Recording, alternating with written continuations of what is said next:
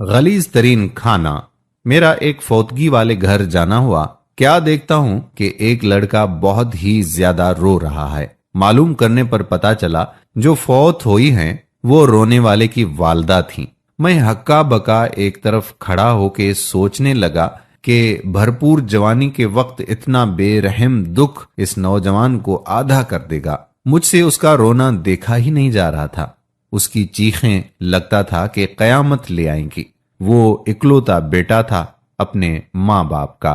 अचानक एक भाई साहब आगे आते हैं, उससे खाने का मेन्यू पूछते हैं। मैं हैरान हो जाता हूँ कि इस हालत में वो खाना कैसे खा सकता है। इससे तो सही से बोला भी नहीं जा रहा। बाद में पता चला कि वो उन लोगों के खाने की बात कर रहे थे जिन्होंने घर अफसोस करने आना है। ये हो क्या रहा है, ये चल क्या रहा है। उनके घर कोई शादी या सालगिरह का फंक्शन नहीं है, बल्कि एक लड़के की जन्नत उसे छोड़ के चली गई है। बजाय इस चीज के कि हम उस घर का हौसला बने, उस घर के दुख में शरीक हो जाएं, उल्टा वो लोग हमारी गंदी और कभी ना मिटने वाली भूख का बंदोबस्त करने में लग गए। क्या हम इस कदर बेहस घटिया कौम हैं कि मैयत वाले घर भी खाना पीना नहीं छोड़ते। और फिर जनाजे के बाद घिनौना खेल शुरू हुआ। एक ऐसा खेल जिसे देख के किसी गैरतमंद को मौत आ जाए, मगर हमें नहीं आती। वही लड़का जिसकी दुनिया लुट गई,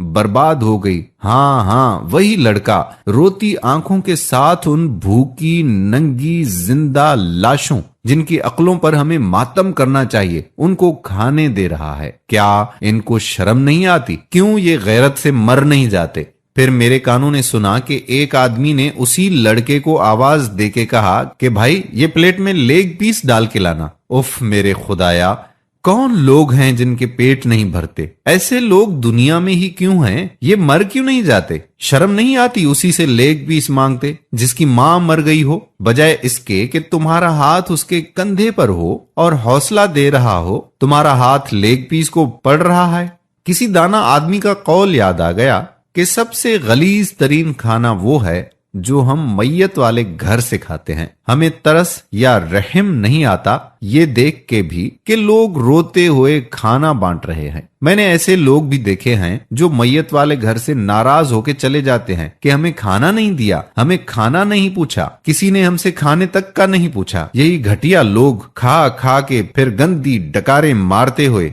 उसी मैयत वाले घर हंसते भी हैं। तमीज तहजीब की सभी हदें इन लोगों ने पार की हुई होती हैं। इनको किसी से कोई सरोकार नहीं है। इन्हें मतलब है तो बस लेग पीस से। मैं हाथ जोड़ता हूं कि खुदा के लिए मैयत वाले घर का हौसला बने, उनके गम में शरीक हों। रोना नहीं आता तो रोने वाला मुंह बना लें। अल्लाह हम सबको नेक अमल करने की तौफीक अता फरमाए।